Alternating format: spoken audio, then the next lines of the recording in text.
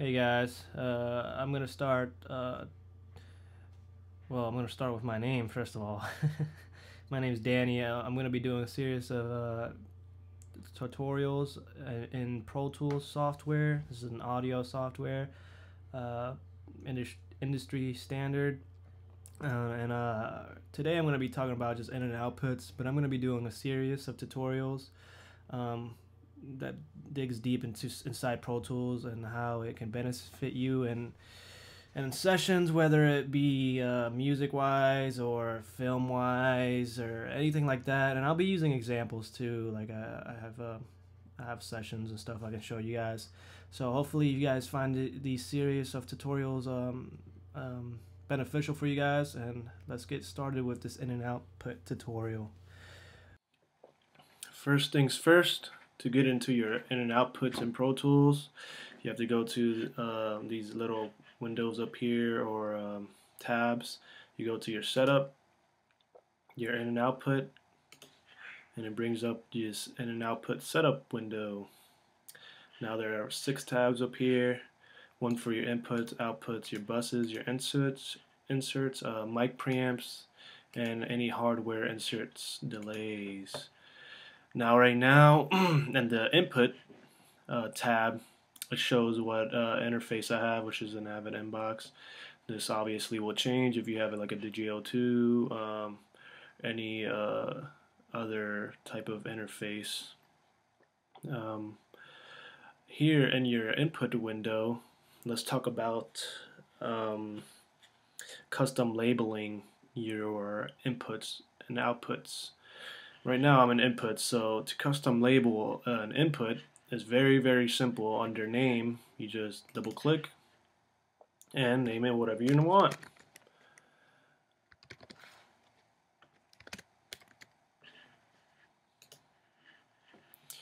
And as you can see, when I clicked enter in my in and output window, analog 1 and 2, it changed my 1 and 2 name out here in my edit window where their in and output um, little tab here is. Now if you can't see your in and output windows, for those of you newcomers, it's really simple. You just go to your edit window selector here and you just click inserts A through E. That's your inserts. You just click in and outputs or IO right here, and it'll disable it or enable it to be viewed. So there you go. Alright, back to the in and output setup, in and output. That's custom labeling your inputs. So let's talk about naming your outputs. Is really simple too. You just go here, double click, and name it what you want. Now, let's talk about creating and resetting paths here. It's really simple. In your input window and your output window is the same thing. You just create a new go to new path here, and you choose whether you want it to be mono, stereo, if you have surround setup 5.1, 7.1, whatever type of surround setup you have, this is where you would do that. And right now we can just create a stereo one, and it'll make it, and it's down here, and it'll have a default name. You can always change it to whatever you want. Analog 47 and 48. There you go. Now let's click OK here. Go to our assign inputs for a new path. Please assign. Oh, I forgot to click left and right here. So the stereo is going to set up here left and right. If you had a surround sound setup, you can set it up the way your board is set up, your track layout here. You know how a film is left, center, right, LFE, left surround, right surround. You can set it up here appropriately, so your surround sound input matches your board. If you have a board, you should have a board. So you can enable that, and you can start your mix or project, I should say. Alrighty, So there that goes, and I'm gonna go here to my inputs, and you should see down here. Actually, I gotta reset it because let's default this. Create a new one. Stereo. We can name it here analog.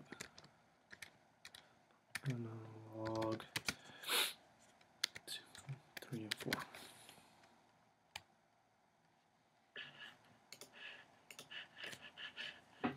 Click OK. Now when you saw when I created that and I clicked the little add default channel, it made my left and right for me. So that's what that does there.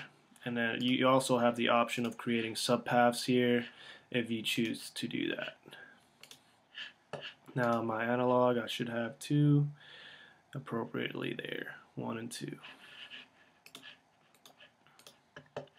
Now let's talk about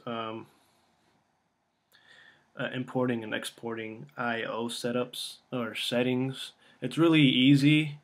Exporting, you just click here, and what it does, it'll bring up this window, save I/O settings as, and you can name whatever your settings are, and it'll save it in your default Pro Tools folder for your I/O settings.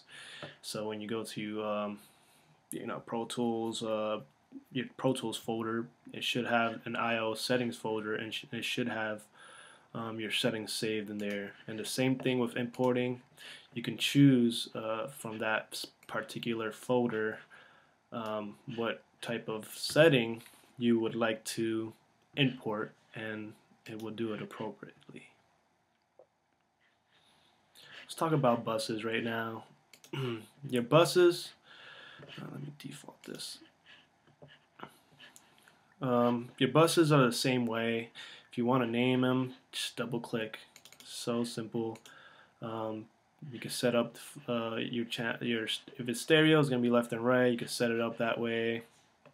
Create new paths, same way. Create a stereo, mono, whatever you want.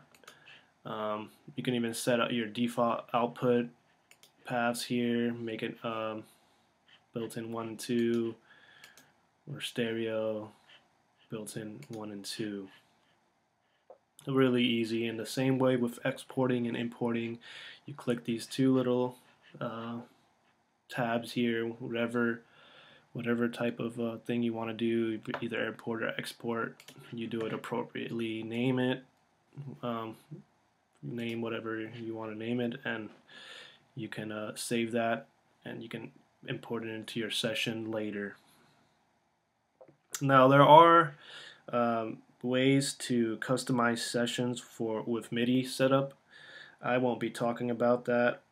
I'm sure there are tutorials out there that can tell you how to set up your session with MIDI.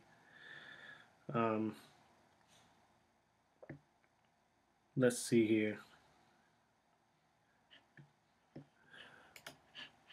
And your mix window, I just use Command plus for that shortcut there to get to my mix window. This is my mix window. To enable your in and outputs is the same little box, except it's at the very bottom left of your screen now. If you remember, in your edit windows in the top left, now it's on your bottom left on your mix window, and you click it, and your sends, your inserts, if they're already enabled, they should show up here. Here are your sends, here are your inserts. Very, very simple and organized. Your track colors, if your track color is selected, you will see colors on your tracks. My auxes are green. My audio tracks default are this dark blue color here. And my in and outputs are here as well, as you can see, I/O. I think you don't have an option for that here.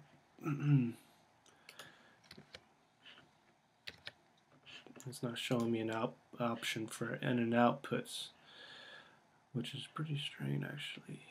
Let me see all. Well, let's do minimal.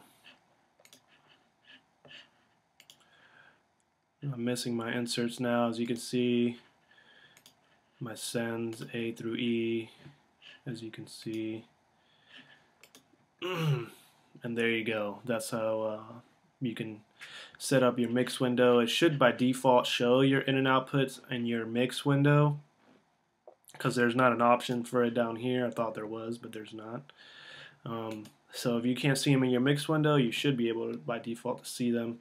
I don't know if, let me see if this was sends. Nope. When you enable your sends, your in and outputs stay on your mix window default. Okay. Alright guys, that was my tutorial for today on in and outputs. Again, let's go over it briefly, really quick. If you need to see your in and outputs in your edit window, it's simple. Just go to your edit window selector over here. It's on the top left corner of your screen. And select I/O accordingly. Then you go to setup I/O, and this is where you want to name your inputs, your outputs, and your buses accordingly, so that when you go to your in and outputs, you will see those things. Your interface here, analog, you see the names are accordingly, and buses are accordingly here. Now, I do want to point out one thing, and my buses is not showing my bus 1 and 2 right now. To fix that, just go to your in and output, you go to buses. Actually, my buses 1 and 2 are renamed. That's why it's not doing that. But to change that, you just click default, and it changes this one to 1 and 2 as you just saw, and you click OK. Now, if you go to buses, it gives you a menu of A and B, and bus 1 through whatever it gives me here, probably 100 something, and they're in order, and they're all mono if it's a mono track, stereo if it's a stereo track. Alright guys, this is Earshock. Hope you guys enjoyed this tutorial. Please leave any comments, subscribe to my page if you like that. I will be doing more tutorials in the future. If you have any comments to improve my videos, or if I missed anything you wanted to talk about, please leave a comment and I'll get back to you. Earshock right now is going to be out later.